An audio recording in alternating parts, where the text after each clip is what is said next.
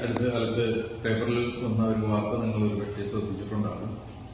തിരുവനന്തപുരം ജില്ലയിൽ ബ്രൂസെല്ലോസിസ് എന്നുള്ള ഒരു രോഗം കണ്ടുപിടിക്കപ്പെട്ടു എന്നുള്ളതാണ്. അതുകൊണ്ടാണ് ഇന്നത്തെ ഈ പ്രോഗ്രാം ബ്രൂസെല്ലോസിസിനെ കുറിച്ചാകട്ടെ എന്ന് ഞങ്ങൾ തീരുമാനിച്ചത്. ബ്രൂസെല്ലോസിസ് എന്ന രോഗത്തിന് മറ്റു പല പേരുകൾ കൂടിയുണ്ട്. അത് മാൾട്ട ഫീവർ, അല്ലെങ്കിൽ മെഡിറ്ററേനിയൻ ഫീവർ, അല്ലെങ്കിൽ അൻഡുലൻ ഫീവർ എന്നുള്ള പല പേരുകളിലും അറിയപ്പെടുന്ന ഒരു അസുഖമാണ് ബ്രൂസെല്ലോസിസ്. ഇത് ബാക്ടീരിയ കൊണ്ടുണ്ടാകുന്ന അസുഖമാണ്. ലോകത്തിന്റെ പല ഭാഗങ്ങളിലും ബ്രൂസെല്ലോസിസ് റിപ്പോർട്ട് ചെയ്യുന്നുണ്ട്. ഇത് നമുക്കൊരു പ്രത്യേക ഭീതി ഉണ്ടാക്കേണ്ട ഒരു രോഗമേ അല്ല. കാരണം ഈ രോഗം കൊണ്ട് മരിക്കുവാനുള്ള സാധ്യത വളരെ വളരെ കുറവാണ്. പല രാജ്യങ്ങളിലും ഇത് സ്ഥിരമായിട്ട് തന്നെ ഉണ്ടായി കണ്ടുവരുന്നുണ്ട്. പ്രത്യേകിച്ച് പശുക്കളെയും ആടുകളെയും ഒക്കെ വളർത്തുന്ന സ്ഥലങ്ങളിലാണ്. കൂടുതലും ഈ മൃഗങ്ങളിലാണ് ഈ അസുഖം കൂടുതലായിട്ട് കണ്ടുവരുന്നത്. മൃഗങ്ങളിൽ നിന്നുമാണ് അത് മനുഷ്യരിലേക്ക് പകരുവാനുള്ള സാധ്യതയുള്ളത്. ഇനി നമുക്കിതിന്റെ കാരണം എന്താണെന്ന് നോക്കാം. ഈ അസുഖത്തിന് ഹേതുവായിട്ടുള്ള ബാക്ടീരിയ ബ്രൂസെല്ല ജീനസിൽപ്പെട്ടതാണ്. Brucella melitensis, Brucella suis, Brucella canis and Brucella abortus. ഈ 4 വകഭേദങ്ങളാണ് നമ്മൾ കൂടുതലായിട്ടും ഈ ബ്രൂസെല്ലോസിസ് എന്നുള്ള അസുഖം ഉണ്ടാക്കുന്നതായിട്ട് കണ്ടുപിടിക്കപ്പെട്ടിട്ടുള്ളത്. ഇത് പ്രാചീന കാലം മുതലേ ഉള്ള ഒരു അസുഖമാണ്. നമ്മളുടെ രാജ്യത്ത് നോർത്ത് ഇന്ത്യയിലെ പല സ്ഥലങ്ങളിലും ബ്രൂസെല്ലോസിസ് ഉണ്ട്. ഇതുപോലെ കന്നുകാലികളെ കൂടുതലായിട്ട് വളർത്തുന്ന സ്ഥലങ്ങളിലൊക്കെ ബ്രൂസെല്ലോസിന്റെ സാന്നിധ്യം നമ്മൾ തിരിച്ചറിഞ്ഞിട്ടുണ്ട്. ഒരുപക്ഷെ കേരളത്തിലെ സാഹചര്യത്തിൽ ഇങ്ങനെയുള്ള ഈ കന്നുകാലികളെ കൂടുതലായിട്ട് വളർത്തുന്ന സാഹചര്യം ഇല്ലാത്തതുകൊണ്ടാവാം ഒരുപക്ഷെ കേരളത്തിൽ അത് കൂടുതലായിട്ട് ശ്രദ്ധിക്കപ്പെടാതെ പോയിട്ടുള്ളത്.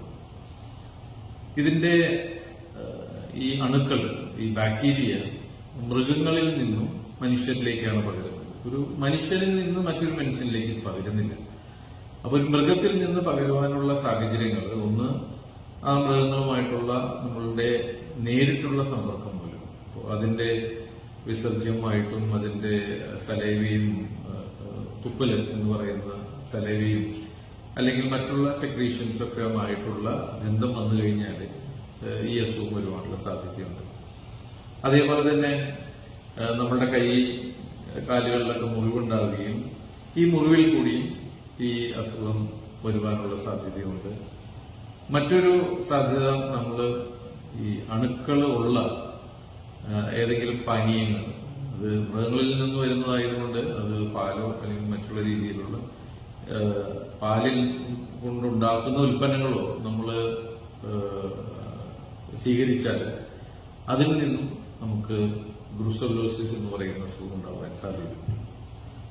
ഒരിക്കൽ ഇത് മറ്റൊരു ഗ്രൂപ്പ് എന്ന് പറയുന്നത് വളരെ അപൂർവമായിട്ടാണെങ്കിൽ പോലും കൂടുതൽ മൃഗസംരക്ഷണ വകുപ്പിലുള്ള ആളുകൾ, മൃഗങ്ങളായിട്ട് കൂടുതൽ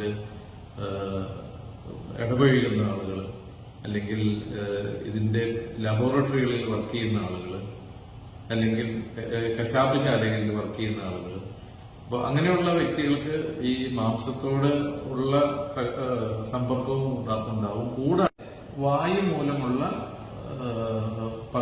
പകരലുകളും ഈ ബ്രൂസെല്ലോസിസ് എന്ന് പറയുന്ന അസുഖത്തിന് സാധ്യമാണ്.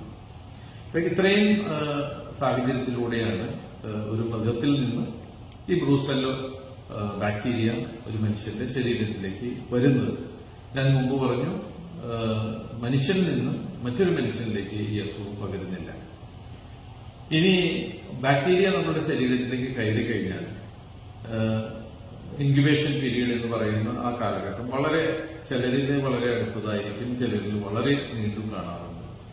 എന്നാലും ഒരു 20 ദിവസം 25 ദിവസത്തിനുള്ളിൽ തന്നെ മിക്കവാറും ആളുകളിൽ ഈ രോഗലക്ഷണങ്ങൾ കാണിച്ചു വരുന്നുണ്ട്. ഇനി ഈ രോഗലക്ഷണങ്ങൾ എന്താണെന്ന് ചോദിച്ചാൽ പ്രധാനമായിട്ടും ഇത് പനി ആയിട്ടാണ് പ്രസന്റ് ചെയ്യുന്നത്. നമുക്ക് മലേറിയ പോലെ തന്നെ തോന്നാവുന്ന പനി ആണ് ഇതിനകത്തുണ്ടാകുന്നത്. നന്നായിട്ട് വേർക്കുകയും ഒക്കെ ചെയ്യുന്ന ഒരു തരം പനിയാണിത്. കൂടാതെ മറ്റു എന്റെ ഒരു വ്യക്തിപരമായ എക്സ്പീരിയൻസ് വെച്ച് പറയുകയാണെങ്കിൽ മിഡിൽ ഈസ്റ്റില് വളരെ കൂടുതൽ ആളുകൾ ഈ അസുഖമായിട്ട് നമ്മളെ സമീപിക്കുന്നത് അവരുടെ മുട്ടുകളുടെ വേദനയാണ്, ജോയിന്റ് പെയിൻ ആയിട്ടാണ് പലരും നമ്മളെ സമീപിക്കാറുള്ളത്. പ്രധാനമായിട്ടുള്ള ജോയിന്റ് നമ്മളുടെ ഇടുപ്പല്ലിന്റെ അടുത്തുള്ള സാക്രോ ഇലിയാക് ജോയിന്റ്, സാക്രോ ഇലിയൈറ്റിസ് എന്ന് പറയുന്ന ഒരു കോംപ്ലിക്കേഷനാണ് ഇതിനകത്ത് ഉണ്ടാകുന്നത്. ഇതൊന്നും വലിയ കോംപ്ലിക്കേഷൻസ് അല്ല, എങ്കിലും ഇതിനോട് ചേർന്ന് നമുക്ക് പറയാവുന്ന കാര്യങ്ങൾ ഇതൊക്കെയാണ്. സാധാരണ പനിക്കുണ്ടാവുന്ന രീതിയിലുള്ള നമ്മുടെ ഛർദിയും ശരീരം വേദനയും എല്ലാം ഈ അസുഖത്തിനും ഉണ്ടാകുന്നുണ്ട്. ഇതിന് നമുക്ക് കണ്ടുപിടിക്കാൻ സാധിക്കും. ഇത് ലബോറട്ടറികളിലൂടെ പരിശോധനകളിലൂടെ ഇതിന്റെ നമ്മളുടെ സീറം എടുത്തിട്ട് ഇതിന്റെ ആന്റിബോഡി നമുക്ക് ടെസ്റ്റ് ചെയ്ത് കഴിഞ്ഞാൽ വളരെ എളുപ്പത്തിൽ തന്നെ ഇത് ഡയഗ്നോസിസിലേക്ക് എത്തുവാൻ സാധിക്കും. ഇത് ഒരു ഡയഗ്നോസ് ചെയ്യാൻ വിഷമമുള്ള ഒരു അസുഖമൊന്നുമല്ല. പ്രത്യേകിച്ച് നമ്മുടെ നാടുകളിൽ ഈ അസുഖങ്ങളൊന്നും സാധാരണ കണ്ടുവരാത്തത് കൊണ്ട് ഡോക്ടർമാരെ വളരെ സസ്പീഷ്യസ് ആയിട്ട് തന്നെ ഇതിനെ കാണേണ്ടതായിട്ട് വരും. പ്രത്യേകിച്ച് മിഡിൽ ഈസ്റ്റ് പ്രദേശങ്ങളിൽ നിന്ന് വരുന്ന ആളുകൾ, അമേരിക്കയുടെ ചില ഭാഗങ്ങളിൽ ഇങ്ങനെയുള്ള തൊഴിലുകളുമായിട്ട് ബന്ധപ്പെട്ട് നടക്കുന്ന ആളുകളിൽ പനി വരുമ്പോഴാണ് നമ്മൾ ഇതിനെക്കുറിച്ച് സംശയിക്കേണ്ടത്. അപ്പോൾ അങ്ങനെയുള്ള നല്ല രീതിയിലുള്ള സംശയം ഉണ്ടെങ്കിൽ മാത്രമേ ഇങ്ങനെയുള്ള അസുഖങ്ങൾ നമുക്ക് ഡയഗ്നോസ് ചെയ്യാൻ സാധിക്കുകയുള്ളൂ. ഡയഗ്നോസ് ചെയ്തു കഴിഞ്ഞാൽ ഇതിന് തീർച്ചയായിട്ടും ട്രീറ്റ്മെന്റ് അവൈലബിൾ ആണ്. ഇതിന്റെ ഡോക്സിസൈക്ലിനും റെക്കാൻഡസിനും ആവശ്യമെങ്കിൽ സ്ട്രെപ്റ്റോമൈസിനും ഒക്കെ നൽകി ഇത് 100% നമുക്ക് റിക്കവറി പോസിബിൾ ആയിട്ടുള്ള ഒരു അസുഖമാണ്. വളരെ ചുരുക്കം ആളുകളിൽ ഇതിന്റെ റിലാപ്സ് കണ്ടുവരാറുണ്ട്. റിലാപ്സ് വന്നാൽ പോലും ഈ വീണ്ടും ഉള്ള ഒരു ട്രീറ്റ്മെന്റ് നടത്തി അത് നമുക്ക് ഭേദമാക്കാവുന്നതാണ്. തടയാൻ സാധിക്കും തീർച്ചയായിട്ടും. ഇത് മൃഗങ്ങളിൽ ഇതിനുള്ള വാക്സിനുകളെല്ലാം അവൈലബിൾ ആണ്. മനുഷ്യരിലെ വാക്സിൻസ് അത്ര ഫലപ്രദമായിട്ട് വന്നിട്ടില്ല. പക്ഷേ മൃഗങ്ങൾക്ക് വാക്സിനുകളെല്ലാം ലഭ്യമാണ്. മൃഗങ്ങളിൽ ഇങ്ങനെയുള്ള സംശയമുള്ള സ്ഥലങ്ങളിൽ മൃഗങ്ങൾക്കുള്ള വാക്സിനേഷൻ വളരെ നല്ല രീതിയിൽ തന്നെ നടത്തി ഇതിനെ കൺട്രോളിൽ കൊണ്ടുവരാനായിട്ട് സാധിച്ചിട്ടുണ്ട്. മൃഗങ്ങളിൽ നിന്ന് ലഭിക്കുന്ന പാല് ഈ ബാക്ടീരിയയെ വഹിക്കുന്നതിൽ പ്രധാന പങ്ക് വഹിക്കുന്നുണ്ട്. പ്രത്യേകിച്ച് നമ്മൾ അത് കുടിക്കുകകൂടി ചെയ്യുമ്പോൾ ഇതിനെ നമുക്ക് ഫലപ്രദമായിട്ട് നേരിടാൻ സാധിക്കും.